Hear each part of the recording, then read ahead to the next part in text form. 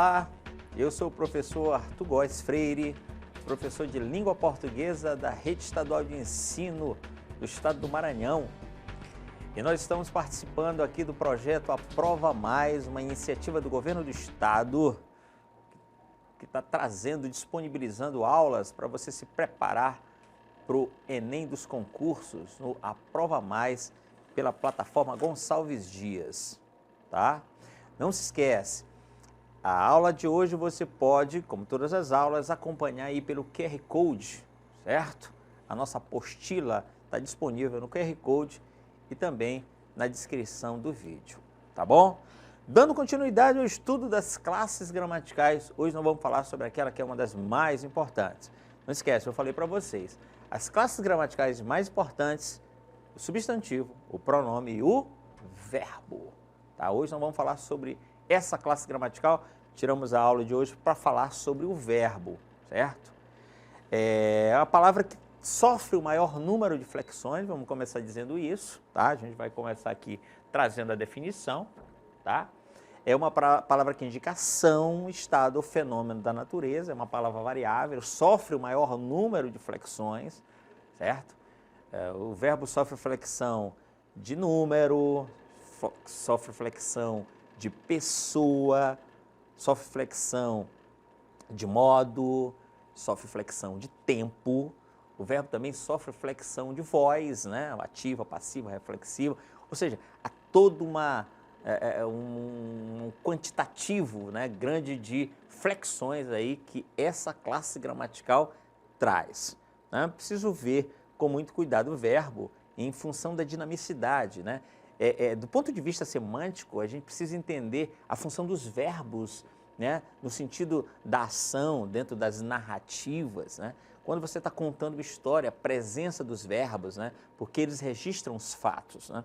Quando você está fazendo descrições, os verbos de ligação, né, que estabelecem esse nexo aí, né, a adjetivação também forte nos textos descritivos, né? De maneira que o verbo ele tem uma função extremamente relevante dentro dos textos. E é sobre ele que nós vamos falar. Nós escolhemos alguns pontos, obviamente não dá para a gente falar sobre tudo em relação aos verbos, mas vamos falar alguns pontos aqui mais relevantes sobre ele. Tudo bem? Então acompanha comigo aqui a explicação, tá? Essa é a definição e a gente vai para a primeira flexão do verbo. A primeira flexão do verbo é a flexão de modo.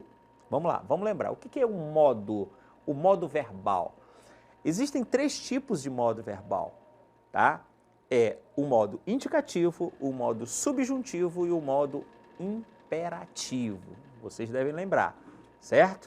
O que caracteriza um modo indicativo? Vamos lá, o modo indicativo é aquele que passa a noção de uma ação certa, né? A noção da certeza, né? Eu estudei ontem, tá? Quando eu era menino, eu brincava bastante, né?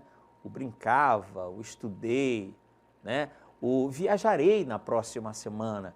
Você tem uma ação certa, caracterizando o modo indicativo. Tudo bem? Quando a ação ela passa uma noção de hipótese, não esquece, uma noção hipotética, você está diante de um verbo no subjuntivo. Fica muito fácil lembrar do pretérito imperfeito do subjuntivo. Se eu fizesse, se eu estudasse, né? A noção de incerteza, de hipótese, caracterizando aí o subjuntivo. E o modo imperativo, você também deve lembrar, é toda vez que o verbo indica uma noção de ordem.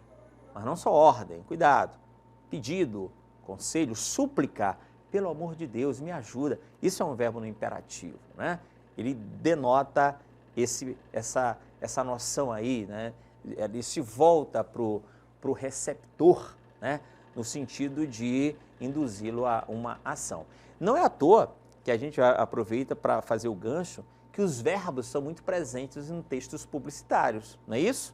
E também eles caracterizam uma função da linguagem chamada função apelativa. Certo? Os verbos no imperativo, eles se voltam para o receptor no sentido de influenciar e no sentido de fazê-lo tomar uma ação. Tá claro? Atenção para isso. verbo no imperativo. Então, resumindo, verbo no indicativo, eu estudei. Verbo no subjuntivo, se eu estudasse. E verbo no imperativo, estude. Né? A ordem, é o pedido, é o conselho. Tá bom? Então, são esses os modos verbais.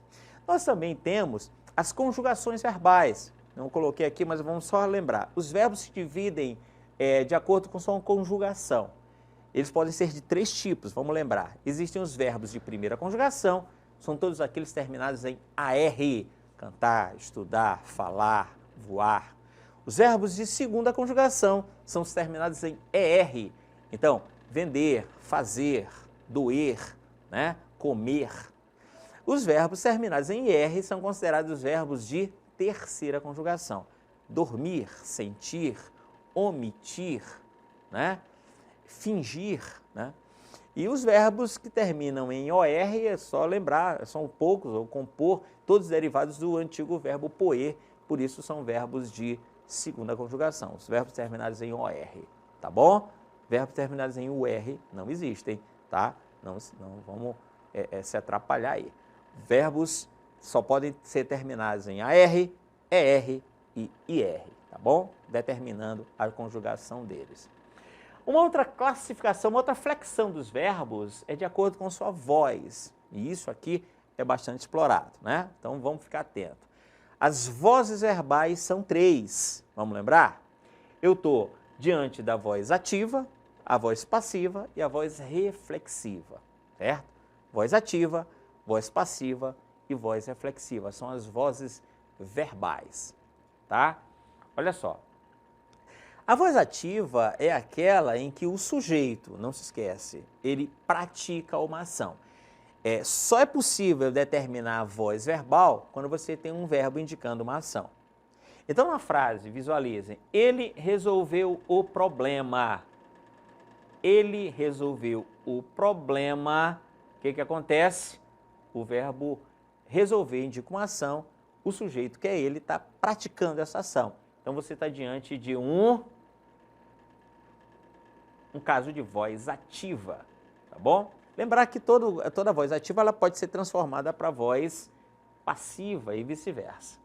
A voz passiva é quando o sujeito, né, no lugar de praticar, sofre a ação. Daí a noção de passividade, o de sofrer uma ação. Tá? E aí a gente vai lembrar, a voz passiva ela pode se encontrar, ela pode aparecer de 2 formas, certo? Que é a voz passiva analítica e a voz passiva sintética. Tudo bem? Vamos lembrar?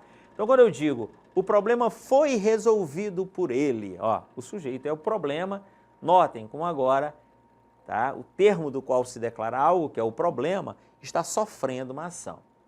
A voz passiva, esse primeiro caso aqui nós estamos vendo, é chamado de voz passiva analítica, porque ele é caracterizado pela ocorrência desse foi, que é o verbo auxiliar, né?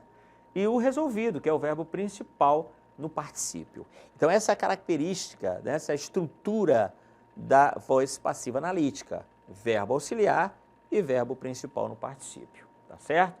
Na maior parte das orações aparece a figura do por ele, que é nesse exemplo aqui, que é o agente da passiva, ou seja, aquele termo que age quando você passa a oração para a voz ativa, tá certo? Lembrando que da mudança da voz ativa para a voz passiva, obrigatoriamente vai acontecer essa modificação.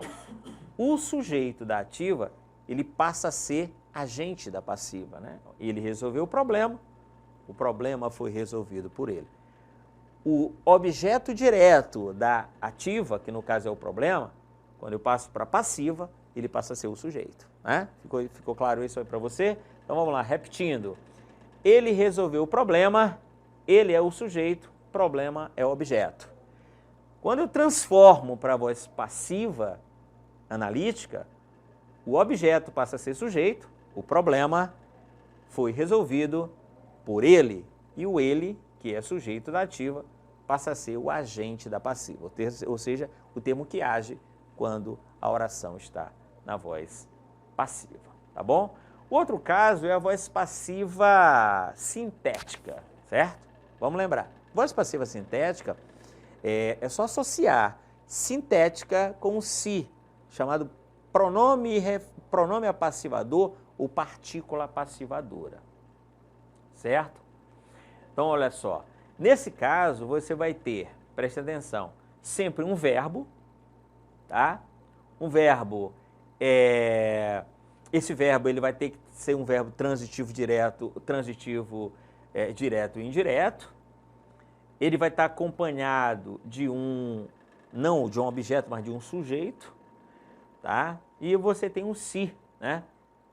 Próximo a esse verbo, marcando a passivação do sujeito. Então, quando eu digo destruiu-se o velho prédio, notem como eu posso passar para a voz passiva analítica. O velho prédio foi destruído, né? Ficou claro? Destruiu-se o velho prédio foi destruído. Toda oração na voz passiva sintética pode ser transformada para passiva analítica e vice-versa. Não se encontrou a falha. A falha não foi encontrada, certo? Atenção aí à ocorrência da partícula passivadora, caracterizando a voz passiva pronominal, voz passiva sintética. Tudo bem? E aí aproveita para lembrar, né? Que se eu colocar essa frase no plural, como é que ela vai ficar? Destruiu-se os velhos prédios ou destruíram-se os velhos prédios? Certo? Vamos lembrar que nesse caso o verbo vai para o plural, já que o termo o velho prédio é sujeito, né? Pela regra de concordância, não esquece, o verbo concorda com o sujeito. Então, no plural, destruiu-se o velho prédio, destruíram-se os velhos prédios. Tirou-se a dúvida, tiraram-se as dúvidas. É um caso de concordância verbal que você também deve ficar muito atento, né? Toda vez que tiver a possibilidade de passar da analítica para a sintética, você tem aí essa necessidade de concordância, tudo bem? Entre o verbo e o seu sujeito. O terceiro caso da voz verbal é a voz reflexiva. Mas antes, vejamos um exemplo. Olha só, numa tira, Jaiminho foi mimado pelas suas titias. Ó, se você considerar essa primeira frase, Jaiminho foi mimado pelas suas titias. Notem aí como sujeito, Jaiminho, ele está sofrendo a ação, certo? Vamos passar essa oração aqui, gente. Jaiminho foi mimado pelas suas titias para a oração, para a voz ativa. Como é que ficaria? Lembrem-se. Por que eu digo que isso aqui é voz passiva? Porque você tem a estrutura da voz passiva. Olha só, o verbo foi, de ligação, mimado, que é o verbo no particípio, né? Você tem um sujeito sofrendo a ação e você tem o agente da passiva. Transformando essa oração para a voz ativa, fica como?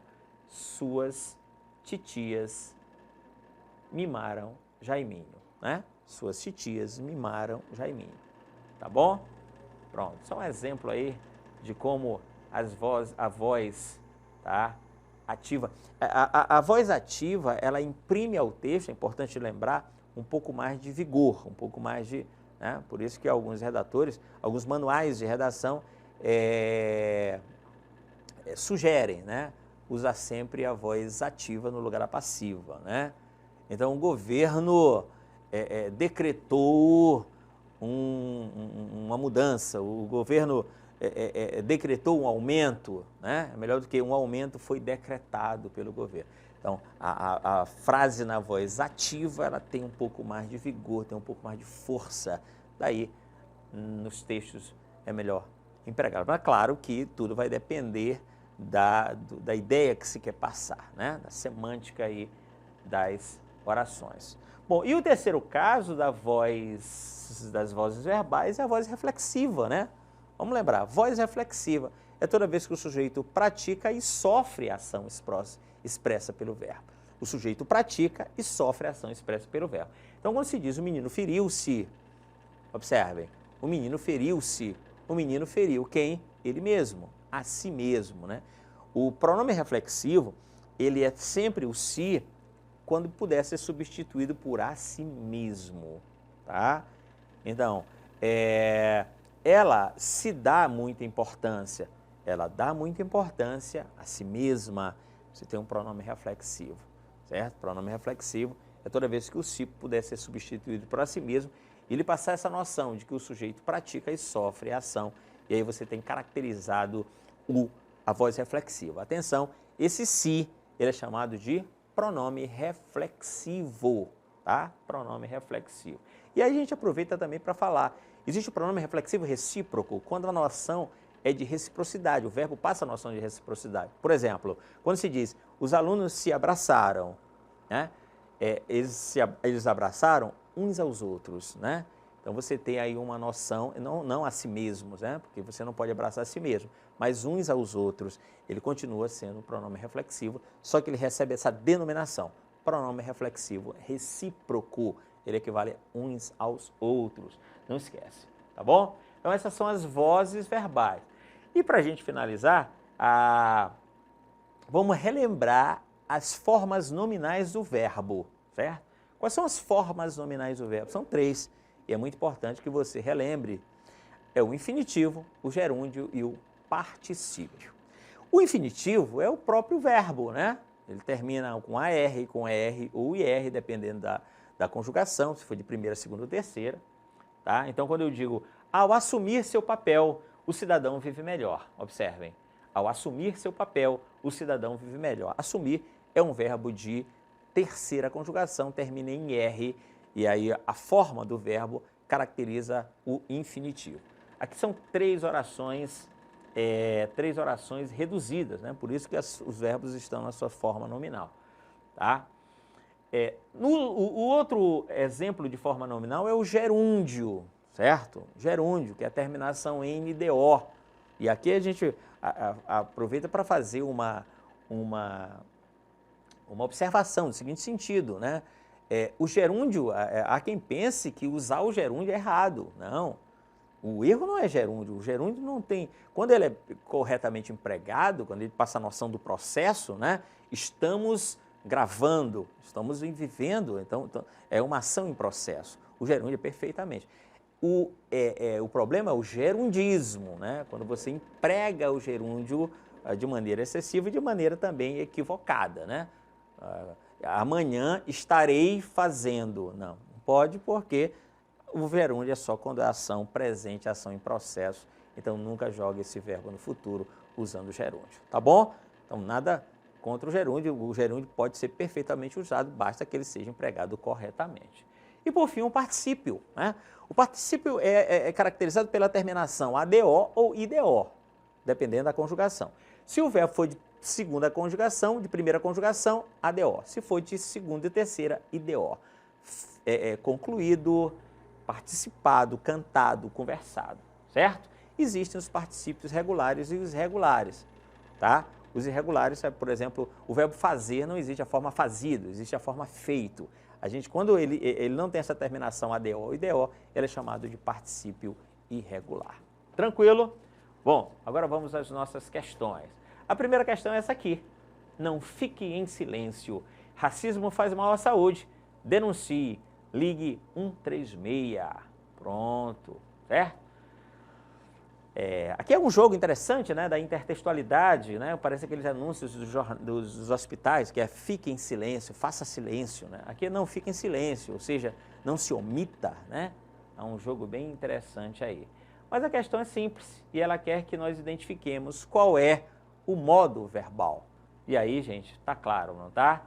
Não fique, está indicando uma noção de pedido, de sugestão, de conselho, né? De ordem, caracterizando o verbo no imperativo. Lembre-se que eu falei para vocês que o imperativo é muito presente nos textos. Essa aqui é uma campanha publicitária, uma campanha educativa, certo? Uma campanha institucional. Daí a presença do imperativo, tá bom? A segunda questão pede que a gente identifique o modo, onde que o modo está devidamente identificado. Vamos lá comigo? Se você estivesse ao meu lado, seria bem melhor. Será que o verbo está no indicativo? Caros amigos, não se preocupem quanto à minha saúde. Imperativo, será que está no imperativo? A letra C, na próxima segunda estaremos juntos com certeza. Será que isso é subjuntivo? A letra E é melhor que você esteja atento na hora da prova. E sempre assumo as minhas responsabilidades. Vamos lá, simples, né? Só a indicação, o modo está corretamente identificado. Isso a gente encontra na letra B de bola. Não se preocupe, é um imperativo negativo. Existe o imperativo afirmativo e o imperativo negativo. Afirmativo e negativo. A questão de número 3 diz assim: hoje as pessoas não têm tempo para pensar, filho. É o Armandinho. Ele diz assim: que pena, porque se pensassem, teriam tempo. A questão explora o forma verbal pensassem, né? Qual é o modo dessa forma verbal? Tá claro, né, gente? Se pensassem, passa uma oração de incerteza, de hipótese, o que nos encaminha para a letra B de bola. Tá bom? A quarta questão quer que nós identifiquemos uma oração na voz ativa. Olha só. Os alunos foram avaliados pelo professor, é voz passiva. Choveu bastante hoje à tarde. Esse verbo ele não indica ação, ele é um verbo que indica fenômeno da natureza. Então, nesse caso, eu não tenho voz, né? A voz é chamada de voz neutra, como os verbos também de ligação, que não tem a noção de ação. Inaugurou-se um hospital na minha cidade, ó, um hospital foi inaugurado, isso aqui é um caso de voz passiva. O presidente anunciou novas medidas e aquelas pessoas estavam muito nervosas. Na letra E você tem voz neutra, opção correta, a letra B. É o único em que o sujeito está praticando uma ação. Tudo bem? Vamos lá então agora para a nossa última questão, a questão de número 5. Quer que se diga que a questão quer que a gente identifique a voz verbal corretamente identificada. Vamos lá. A letra A, os pais precisam orientar os filhos nessa escolha tão difícil. Os pais precisam, está indicando uma ação. Então não é voz passiva. Que tal se você parasse e se olhasse naquele espelho? Olha só. Que tal se você parasse e olhasse a si mesmo, né, naquele espelho? Esse se, o segundo se, é um pronome reflexivo. Na letra C, os sonhos da garota foram todos destruídos por aquele acidente. Não, você tem uma voz passiva, né, sofrendo uma ação. Na letra D, entregou-se o livro na biblioteca, o livro foi entregue na biblioteca, também voz passiva, mão analítica, e sintética. E na letra E, os envolvidos no caso já estão sendo interrogados. Isso aqui é uma voz passiva analítica e não sintética, já que o verbo está no particípio lá. Então, só tenho a opção correta na letra B, tá bom? Então, aqui a gente fecha esse rápido apanhado aí sobre o verbo, falando sobre o modo, sobre as vozes verbais e sobre as formas nominais do verbo. A gente se vê na próxima aula. Até lá!